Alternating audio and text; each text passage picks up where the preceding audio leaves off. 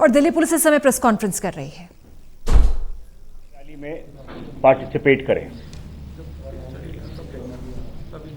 जैसे ही हमारे को इसकी जानकारी मिली, हम लोगों ने जो फार्मर्स के लीडर्स हैं उनसे संपर्क किया और उनके साथ विस्तार में बातचीत हुई।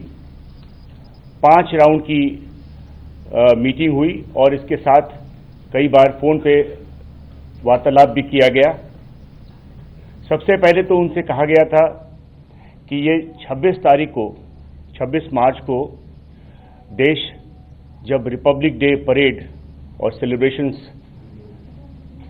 मना रही है तो उस समय ये ना करके उसके बाद में ट्रैक्टर मार्च करें। लेकिन उन्होंने इस बात से इनकार कर दिया। उसके बाद जब वो इंसिस्ट कर रहे थे तो हमने उनको सजेस्ट किया कि केएमपी कुंडली मानेसर पलवल जो पेरिफेरल है उस पे वो ट्रैक्टर मार्च निकालें। दिल्ली पुलिस ने उनको ये भी आश्वासन दिया कि उनकी सिक्योरिटी, ट्रैफिक मैनेजमेंट और मीडिया कवरेज में भी उनको सहयोग प्रदान करेगी। लेकिन इन सब के बावजूद भी उन्होंने दिल्ली में ही ट्रैक्टर मार्च निकालने की ठान ली। 5 राउंड की जो बैठक हुई, मीटिंग्स हुई, उसमें हमने अंत में उनको 3 रूट्स उनके साथ तय किया जो म्यूचुअली अग्रीड अपॉन रही। पहला जो सिंगू में जो फार्मर्स बैठे हैं उनके लिए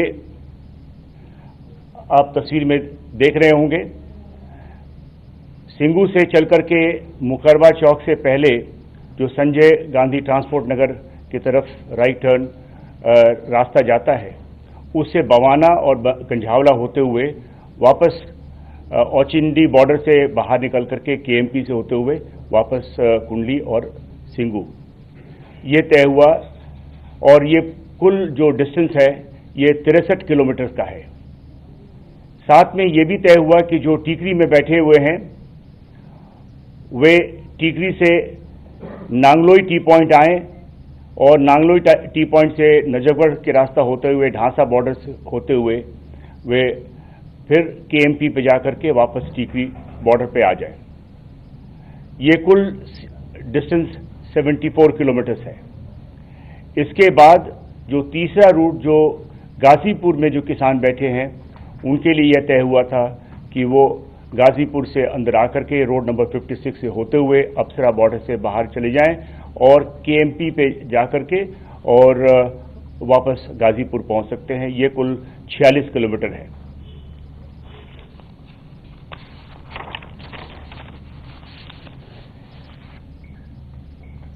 क्योंकि उस दिन रिपब्लिक डे परेड भी मनाई जा रही थी, दिल्ली के जनता की इंटरेस्ट को ध्यान में रखते हुए, सिक्योरिटी को ध्यान में रखते हुए यह तय हुआ कि कुछ टर्म्स एंड कंडीशंस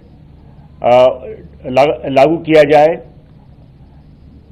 जो टर्म्स एंड कंडीशन उनको रिटर्न परमिशन के साथ उनको दिया गया।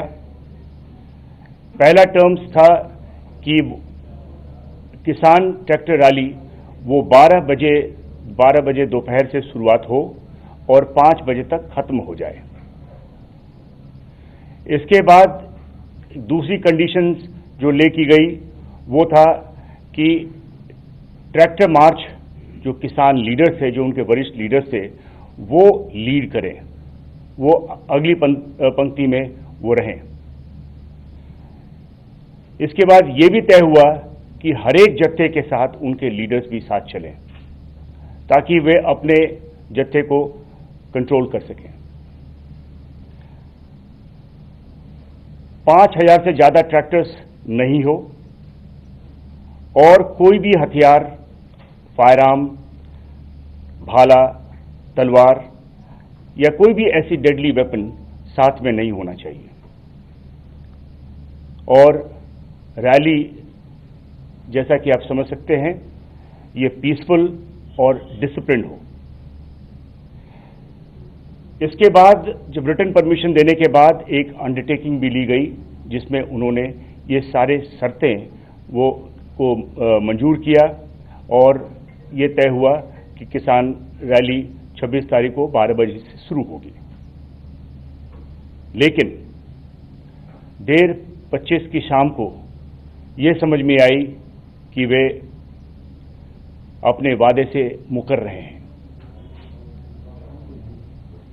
जो अग्रेसिव और मिलिटेंट एलिमेंट्स थे उनमें से उनको उन्होंने आगे कर दिया। इन्होंने स्टेज को कब्जा कर लिया और बहुत ही प्रोवोकेटिव स्पीचेस उन्होंने दिया।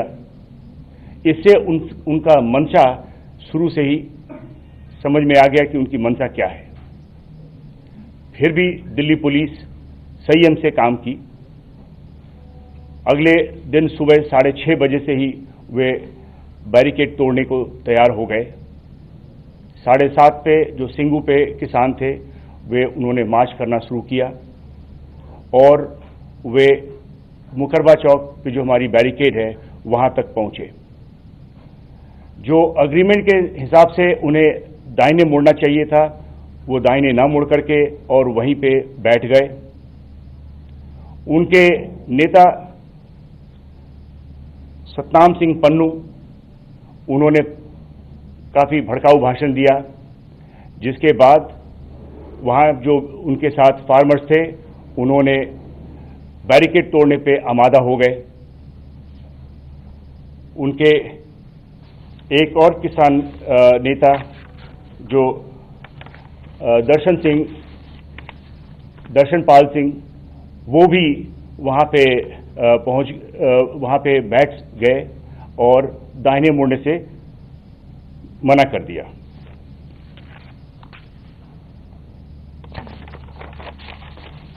इसी तरीके से टीकरी से भी 8, साढ़े 8 के समय में वे लोग भी चल पड़े और गाजीपुर से भी इसी 8:30 के समय पे वे भी वहां से चल पड़े।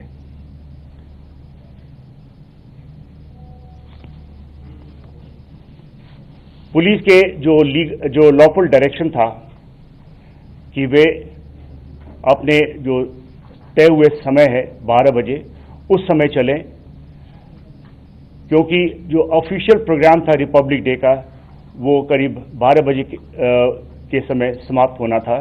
तो उनको कहा गया कि आप 12 बजे के जो तय हुआ समय है उसी के अनुसार से चलें, लेकिन वो उसको न माने और बैरिकेड तोड़ करके आगे निकल पड़े।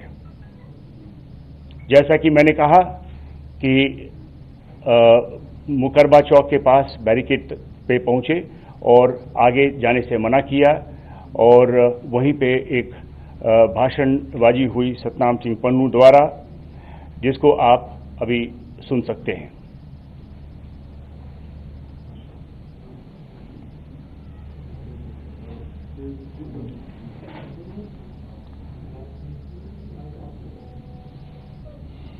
टीवी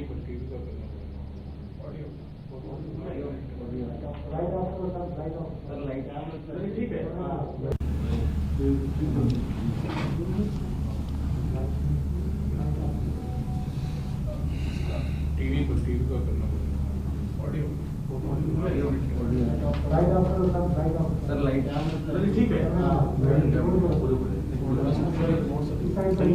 ठीक है।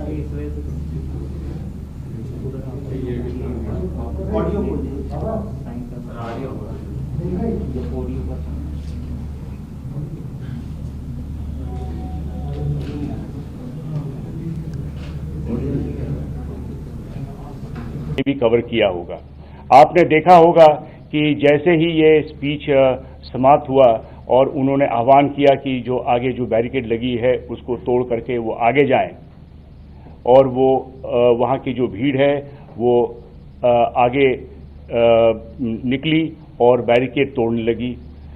वहाँ पे जो हिंसा हुई है, ये अब हमारे दूसरे स्लाइड में आप ऑडियो अगर नहीं देख पा रहे हो तो नहीं सुन पा रहे हो तो वीडियो आप देख सकते हैं।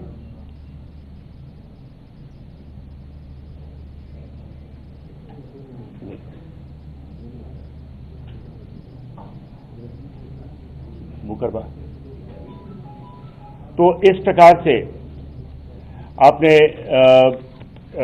ये जो उनके स्पीचेस के बाद वहां पे जो भीड़ है वो आगे की तरफ बढ़ी। ठीक इसी प्रकार से जो टीकरी बॉर्डर पे जो किसान थे वे भी करीब 8 साढ़े 8 के बीच में निकले और उनमें वे आकर के नांगलोई टी पॉइंट पे बैठ गए और वहां पे ही प्रोटेस्ट किया। इसमें उनके नेता बूटा सिंह बुर्जविल वे भी और जो हरियाणा से जो फार्मर्स आए थे उनके साथ मिलकर के वहीं पे बैठ गए और आगे जाने से मना कर दिया। और अंत में उन्होंने भी वायलेंस में इंडल्ज किया और बैरिकेड तोड़ी। और ये जो वीडियो फुटेजेस हैं आप लोगों ने काफ़ी कैप्चर किया, जिसमें आपने देखा कि किस प्रकार से एक बहुत बड़ा कंटेनर को उन्होंने पलट करके और आगे का रास्ता निकाला और उसके बाद वो पीरागढ़ी, पंजाबी बाग, झकीरा से होते हुए उनमें से कुछ लाल किला तक पहुंचे।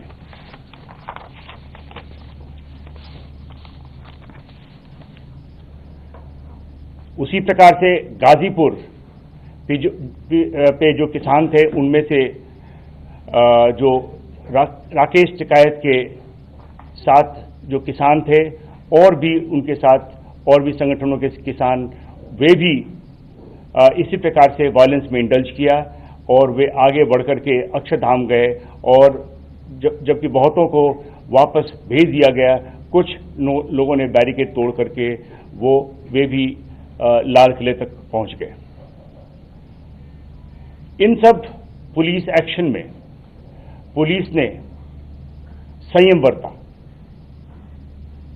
पुलिस के पास सभी ऑप्शंस थे, लेकिन पुलिस ने संयम का रास्ता चुना। पुलिस ने संयम का रास्ता इसलिए चुना कि हम जो जान माल की नुकसान नहीं चाहते थे, जो लॉस ऑफ लाइफ होना था उससे हम वो रास्ता न चुन करके हमने संयम का रास्ता लिया। और ये हमारी और उनके बीच में अग्रीमेंट थी। हम जिम्मेवार रहे हैं और हम अपने बड़े जिम्मेवारी के साथ जो अग्रीमेंट के हिसाब से हम पीसफुल रैली करवाना चाहते थे। ये जो वायलेंस हुई है वो टर्म्स एंड कंडीशंस को फॉलो नहीं करने की वजह से सब हुई है। इन सब जो वायलेंस हुई है इनमें सभी किसान लीडर्स भी शामिल रहे हैं। कुल मिलाकर के 394 पुलिसकर्मी घायल हुए हैं। इनमें से कुछ अभी भी हॉस्पिटल्स में एडमिट हैं और जैसा हमें जानकारी है कि इसमें कुछ आईसीयू में भी हैं। इसमें प्रॉपर्टी डैमेज हुआ है पुलिस की 428 barricade, 8 tyre killers, 2 DFMD, 4 X ray machine, 4 steel gate, window glasses, grills वगैरह 30 पुलिस की गाड़ियां, जिसमें 2 पीसीआर वैन भी हैं और एक पुलिस जिप्सी भी है, 6 कंटेनर्स जिसको इस्तेमाल किया गया था रास्ता रोकने के लिए और डंपर्स, ये सब सारे डैमेज हुए हैं। पुलिस ने इस दौरान, जैसा कि मैंने कहा, बहुत ही रेस्ट्रेंट का इस्तेमाल किया है, संयम बरता है। इसमें हम लोगों ने टीयर गैस का इस्तेमाल किया क्राउड को कंट्रोल करने के लिए। इस दौरान कई पुलिसकर्मी, जैसा कि मैंने बताया, जख्मी भी हुए।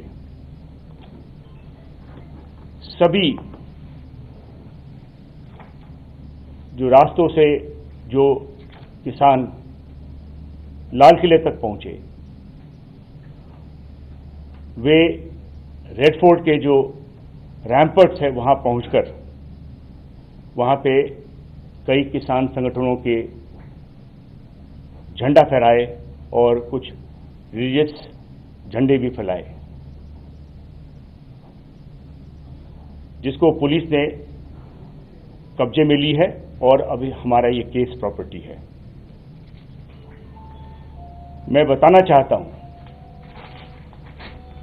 कि हम दिल्ली में गैर कानूनी तरीके से किए गए आंदोलन और उस दौरान हिंसा और पुरातत्व विभाग की संपत्ति, एक स्मारक लाल किले पर फहराया गया झंडा को बड़ी गंभीरता से ले रहे हैं। हिंसा करने वालों की वीडियो फुटेजेस हमारे पास है और उसकी विश्लेषण हो रही है। फेस रिकॉग्निशन सिस्टम से जो भी उसमें भाग लेने वाले उनकी पहचान की जा रही है और उनकी अरेस्ट की जाएगी, आगे कानूनी कार्रवाई की जाएगी।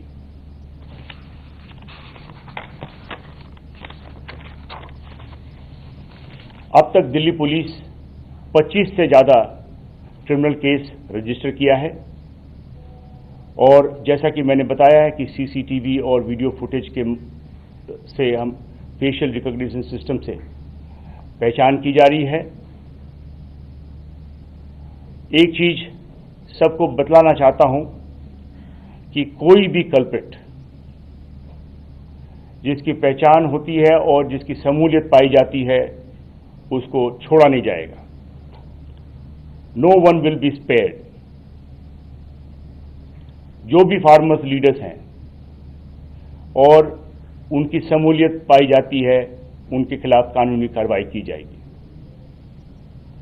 राष्ट्र के सम्मान और सुरक्षा में दिल्ली पुलिस किसान संगठनों से पूछताछ करेगी और जो भी कठोर कार्रवाई करनी पड़ेगी वो करेगी।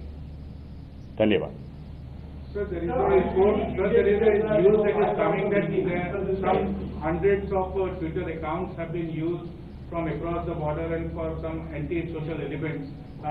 Would you speak on that? What is the status on that? पिछले प्रेस कॉन्फ्रेंस जब की गई थी तो उसमें आपको बताया गया था कि करीब 308 ऐसे ट्विटर हैंडल्स जो क्रिएट किए गए हैं जो विदेशी लैंड से किए गए हैं, पाकिस्तान में किया गया है, जिससे बार बार उकसाया गया था कि ज़्यादा से ज़्यादा लोग आकर के और दिल्ली के बॉर्डर्स पे किसान ट्रैक्टर मार्च में भाग लें। सर, जब इनपुट्स मिल रहे थे और इंटेलिजेंस की भी तमाम रिपोर्ट आ रही थी, मुख्य एजेंसी इस चीज को देखकर करेंगी कि ये कुछ भी कर सकते हैं, तो ऐसी सिचुएशन में क्या इमरजेंसी के तौर पर इनकी परमिशन कैंसिल करना जरूरी नहीं था या ऐसा था कि काबू किया जा सकता था, उस वक्त में कैंसिलेशन हो जाता, रिजेक्ट हो जाती परमिशन इनकी? सर, इन्हीं के साथ मेरा भी सवाल है कि इंटेलिजेंस क्या फेलियर है या नहीं हो रहा है, अगर वो आप लोग तक पहुंची और 12:30 तक आप लोग इसको लेकर बहुत ज्यादा सीरियस नहीं हुए तो आखिरकार में क्या आप लोग को ज्यादा भरोसा था क्या इन लोगों के ऊपर, इन लोगों के साथ जो हमारी एग्रीमेंट हुई है इस एग्रीमेंट पे कायम रहेंगे? ये अपने मुआहदे पे कायम रहेंगे। जी देखिए, हमारे को बराबर सभी प्रकार की इंटेलिजेंस मिल रही थी और हम उस पर काम कर रहे थे। अगर इंटेलिजेंस मिलने में कोई कमी होती तो ये जो हमने 308 ट्विटर हैंडल्स के बारे में बताया, जो हमारे इंटेलिजेंस कलेक्शन प्रोसेस में अगर कोई कमी होती तो ये हमारे इसकी ज्ञात ना होती। इस प्रकार की हमें सभी इंटेलिजेंस था। लेकिन जब हमारी किसी से अग्रीमेंट हुई है, हम अग्रीमेंट को अपने इंतजाम करके हम उस अग्रीमेंट पे हम अमल रहना चाहते थे, क्योंकि वही एक तरीका था जो कि हम सभी के हित में था। हमने दिल्ली पुलिस ने जो इंतजाम किया है वो उसी का नतीजा था कि इन सब के बावजूद भी, जिस प्रकार की जो वायलेंस हुई उसके उन सब के बावजूद भी एक भी व्यक्ति का मौत पुलिस के एक्शन से नहीं हुआ और पुलिस ने संयम बरत करके इन सारे जो लॉ एंड ऑर्डर सिचुएशन जो उत्पन्न हुआ था उस पे बखूबी ठीक से इस को निकाला, और जो लोग इसके पीछे थे उनका एक तरीके से उनके बारे में आप सबको ज्यादा जानकारी मिल पाई। सर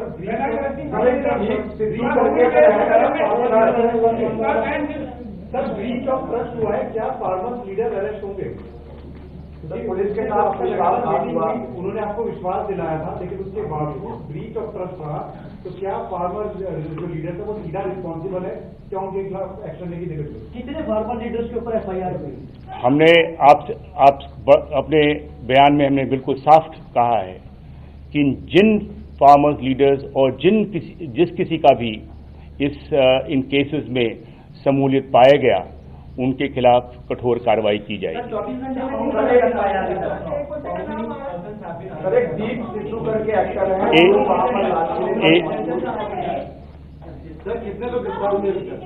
कितने लोग पकड़े गए, कितने लोग कस्टडी में हैं?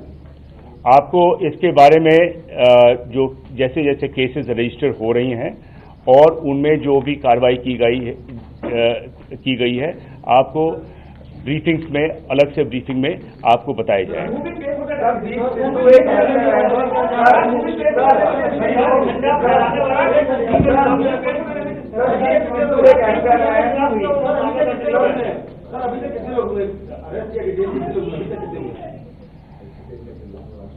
देखिए, ये हमारा जो अग्रीमेंट हुआ है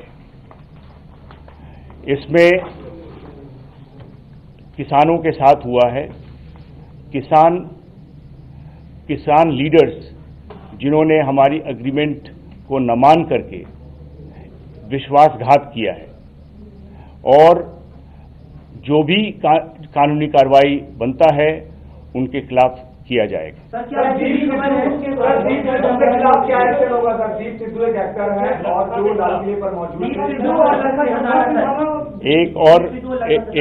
एक और आपने जो प्रश्न किया था कि अभी तक कुल 19 अक्यूज का अरेस्ट हुआ है और 50 इसमें अभी डिटेन किए गए हैं और पूछताछ की जा रही है। सर दीप सिद्धू लाल किले पर मौजूद थे, सर दीप सिद्धू लाल किले पर मौजूद थे, दीप सिद्धू के वीडियो वायरल हो गए, वो भड़का रहा था वहां पर, क्या उसके खिलाफ कोई मामला दर्ज किया जाएगा, कोई एक्शन होगा? I'm talking about that individual who stood on the tomb of Lal Killa and who was the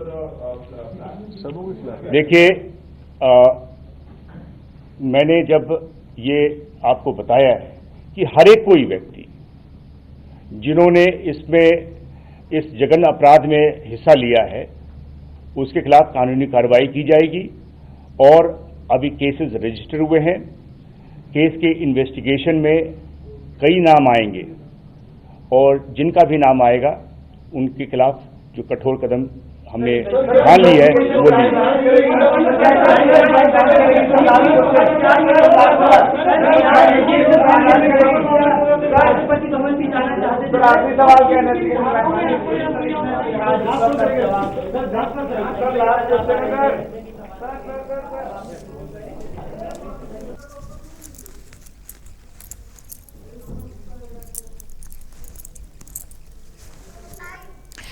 तो दिल्ली पुलिस की प्रेस कॉन्फ्रेंस और पुलिस कमिश्नर कह रहे हैं कि एग्रीमेंट नहीं माना, किसानों ने विश्वासघात किया है, अब कानूनी कार्रवाई होगी और अब तक एक्शन प्रक्रिया शुरू हो चुकी है। पुलिस कमिश्नर की 10 बड़ी बातें हम आपको बता रहे हैं। कुल मिलाकर अब तक क्या हुआ, कैसे हुआ, इस पूरे घटनाक्रम पर क्या रिएक्शन है पुलिस का, वो बता रहे थे Delhi police commissioner SN Srivastava.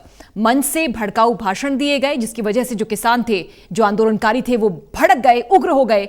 असामाजिक तत्वों को आगे कर दिया किसानों ने, और इस पूरी घटनाक्रम में 394 पुलिसकर्मी जख्मी हुए, कई ICU में हैं।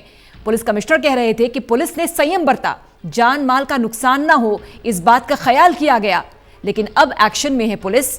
क्रिमिनल केसेस दर्ज किए जा रहे हैं, FIR दर्ज हो रही हैं। 19 को हिरासत में लिया गया है, 50 को हिरासत में लिया गया है और 19 के खिलाफ 19 की गिरफ्तारी हुई है। लगातार कई दौर की बातचीत हुई, 5 राउंड बैठकें हुई किसानों के साथ, लगातार अड़े रहे किसान, जिसके बाद कुछ टर्म्स एंड कंडीशंस के साथ उनको परमिशन दी गई, कुछ रूट्स दिए गए और अंत में 3 रूटों पर मार्च तय हुआ। लेकिन ऐन मौके पर किसान नेता पलट गए, बैरिकेड तोड़ दिए गए, भड़काऊ भाषण दिए गए, जिसके बाद यह सब कुछ हुआ, हंगामा हुआ, बवाल हुआ। अब पुलिस का कहना है कि हम सीसीटीवी फुटेज खंगाल रहे हैं, वीडियोस को खंगाल रहे हैं, गंभीरता से इस पूरे मामले को लिया जा रहा है, कोई भी कल्प्रिट हो उसे छोड़ा नहीं जाएगा। पुलिस कमिश्नर कह रहे थे कि एग्रीमेंट नहीं माना किसानों ने, विश्वासघात किया, अब होगी कानूनी कार्रवाई। इस पूरे हमले में 394 पुलिसकर्मी जख्मी हुए हैं, कई आईसीयू में भर्ती हैं। प्रॉपर्टी को डैमेज किया है किसानों ने इस पूरे मार्च के दौरान। अब उन पर होगी कार्रवाई। गंभीरता से पुलिस इस पूरे मामले को ले रही है। SN Srivastava, Delhi police commissioner, कुछ देर पहले प्रेस कॉन्फ्रेंस कर रहे थे और बता रहे थे किस तरह से विस्तार से बैठकें हुई, 5 दौर की बैठकें हुई। लगातार पुलिस अपील करती रही, लेकिन जब किसान नहीं माने तो कुछ टर्म्स एंड कंडीशंस के साथ उनको ट्रैक्टर मार्च की इजाजत दी गई। लेकिन उसके बाद जो कुछ हुआ 26 जनवरी को, वो पूरी दिल्ली ने नहीं, पूरे देश ने देखा और पूरे देश ने इसकी निंदा की है। पुलिस कमिश्नर बता रहे थे किस तरह से तय समय से पहले ही ट्रैक्टर मार्च को किसान नेताओं ने निकाला। सुजीत जी हमारे इनपुट हेड हमारे साथ। सुजीत जी, पुलिस की प्रेस कॉन्फ्रेंस और पूरा ब्यौरा देते एसएन श्रीवास्तव। देखिए, पुलिस ने आज जो प्रेस कॉन्फ्रेंस की है और सबसे बड़ा आरोप लगाया है कि किसान नेताओं ने जो उनके साथ समझौता किया था या जो रजामंदी की थी उस पर वो नहीं चले। तो सबसे बड़ा आरोप लगाया है कि किसान नेताओं ने कहीं न कहीं विश्वासघात किया है और वादा खिलाफी की है, जिसकी वजह से ये सारी स्थितियां उत्पन्न हुई हैं। क्योंकि 5 दौर की वार्ता हुई थी और रूट तय किए गए थे और उनके साथ बातचीत करके ही सारा फैसला किया गया था। ऐसे में अगर किसान नेताओं ने उन सभी बातों को नहीं माना तो उन्होंने कहीं न कहीं विश्वासघात किया है।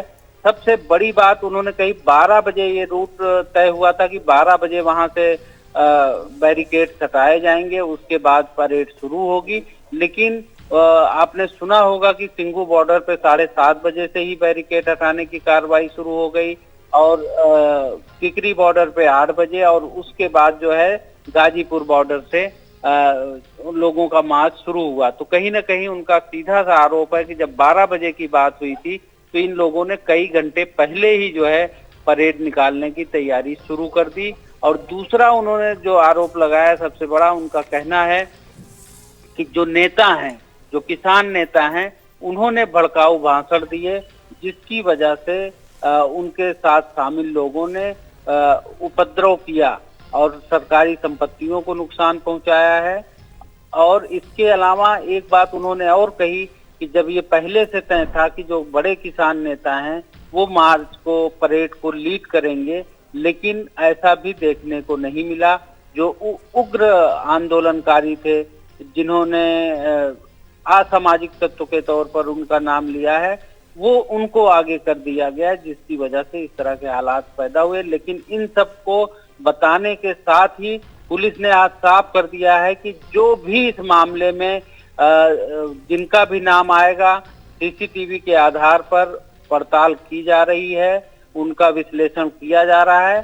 जो भी इस मामले में दोषी पाया जाएगा उनके खिलाफ सख्त से सख्त कार्रवाई होगी। पुलिस ने साफ कर दिया है, कोई भी किसान नेता अगर इस मामले में शामिल पाया जाएगा तो उनसे पूछताछ भी की जाएगी और उनकी गिरफ्तारी भी की जाएगी। और अब तक पुलिस ने 19 लोगों को गिरफ्तार भी किया है और कई ऐसे लोग हैं जिनसे पूछताछ चल रही है। तो कह सकते हैं कि इस मामले में बड़े किसान नेताओं की भी गिरफ्तारी संभव है। और पुलिस की भूमिका बताते हुए एसएन श्रीवास्तव बता रहे थे कि बहुत संयम के साथ पुलिस ने काम लिया, क्योंकि हम नहीं चाहते थे कि जान माल का नुकसान हो, हानि हो। बिल्कुल, पुलिस ने जिस तरीके से उन्होंने कहा है कि पुलिस ने संयम दिखाया है।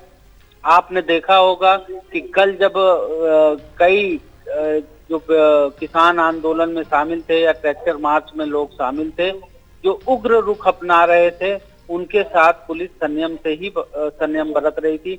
आपने देखा हुआ कि जब भी उन्होंने हिंसक रूप लिया, चाहे ट्रैक्टर दौड़ाया, चाहे तलवारें भाजी या और भी जो है डंडे उठाए, या घुड़सवार भी थे उनके साथ, घुड़सवार जो थे वो जो तलवारें तानी, तो पुलिस वहां पर पीछे हट गई, उनके साथ मोर्चा नहीं लिया। और उन्होंने ये भी दावा किया कि पुलिस का संयम ही है कि जिसकी वजह से सिर्फ कोई भी किसी भी जान माल का नुकसान नहीं हुआ पुलिस की वजह से। सिर्फ जो है अगर नुकसान हुआ है तो किसान के उग्र रुख की वजह से एक किसान की मौत हुई है इस आंदोलन में। आप समझ सकते हैं कि पुलिस अगर उस समय जरा सा भी अगर कोई कठोर कार्रवाई करती तो ये हिंसा और भी भड़क सकती थी और लोगों के जान के नुकसान भी हो सकता था। लेकिन पुलिस कमिश्नर ने जो दावा किया है वो बात देखने को भी लगती है कि पुलिस वालों पर जब कहीं न कहीं तलवारें तानी जा रही थी या लाठी डंडे ताने जा रहे थे या उनसे जब भिड़ रहे थे तो उन्होंने संयम दिखाने का काम किया, जिसकी वजह से आज उतनी अगर पुलिस भी उस समय बल प्रयोग करती, ज्यादा बल प्रयोग करती तो हालात और भी बिगड़ सकते थे। जी बिल्कुल, शुक्रिया आपका सुजीत जी जुड़ने के लिए।